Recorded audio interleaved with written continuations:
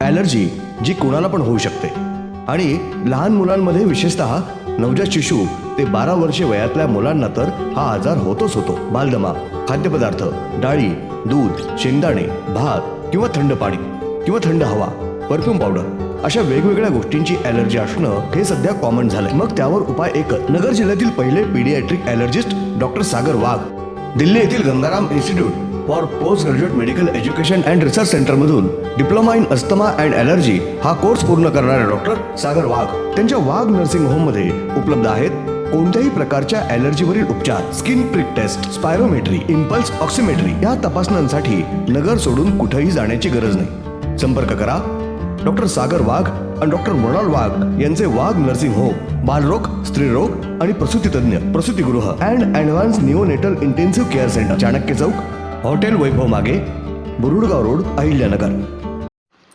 मनुष्याला सर्वगुण संपन्न नागरिक घडविणारी शाळा असते. शाळेतून मिळालेल्या संस्कारातून विद्यार्थी तयार होत असतात. अभ्यासाबरोबरच विद्यार्थ्यांमधील कलागुणांना वाव देणारा स्नेह संमेलन हे विशेष आकर्षण असतं. विद्यार्थ्यांनी शिक्षकांचा आदर करून त्यांनी सांगितलेल्या सूचनांचं पालन केल्यास जीवनात कोणत्याही प्रकारची अडचण येणार नाही. आपल्यातील क्षमता ओळखून त्यांना योग्य दिशा देण्याचं काम शाळेतून होत असतं. आजच्या विद्यार्थ्यांनी काळानुसार बदलांचा स्वीकार केला पाहिजे. आजच्या युवा पिढीनं आपल्या शिक्षणाचा उपयोग समाजाच्या उन्नतीसाठी केला पाहिजे. मुलांनी त्यांची ओळख स्वतः निर्माण केली पाहिजे. आज विविध क्षेत्रात करिअरच्या मोठी संधी उपलब्ध होत आहेत.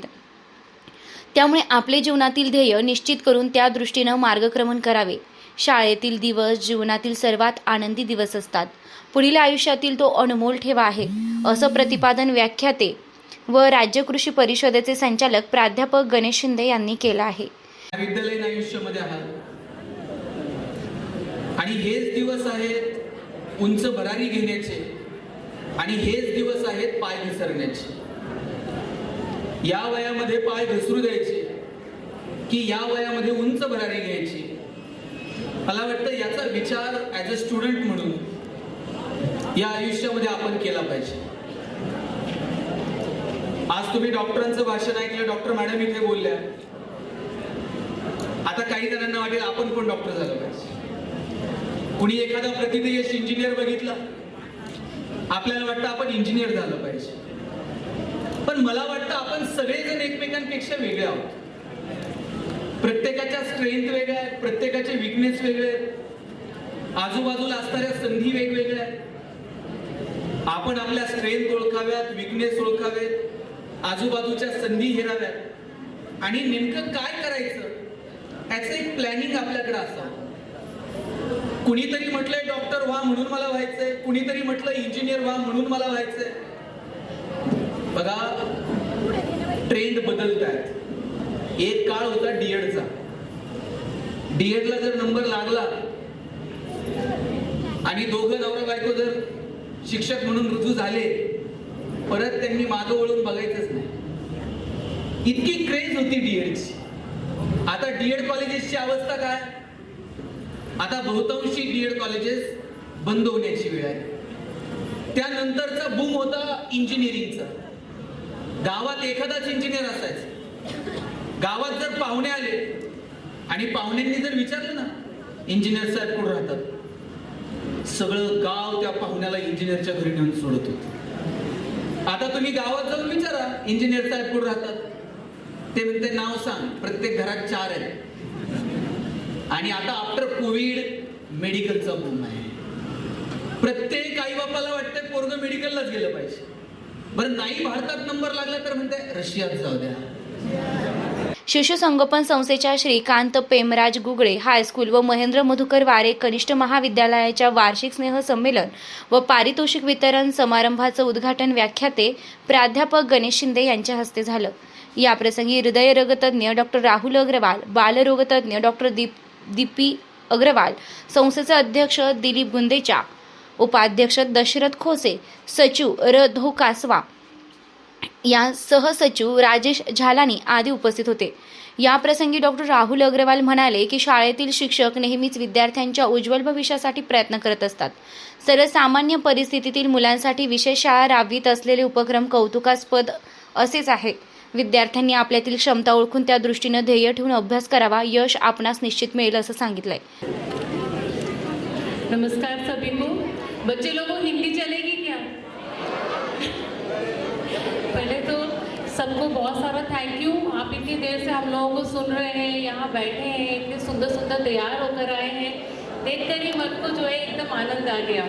और सर के जैसे मैं भी बोलना चाहूँगी, किसी स्कूल में ऐसे इनवाइट हमको पहली बार किया है तो बहुत सारा कुछ समझाऊंगी नहीं आपको, क्योंकि ऑलरेडी आप लोग इतने टैलेंटेड हैं। पर जैसा सर ने बोला, दो ही बातों के बारे में मैं आपको बोलना चाहूँगी, एक लाइफ के बारे में और एक हेल्थ के बारे में। लाइफ के बारे में ध्यान से सुनना, सिर्फ 3 बातें याद रखना।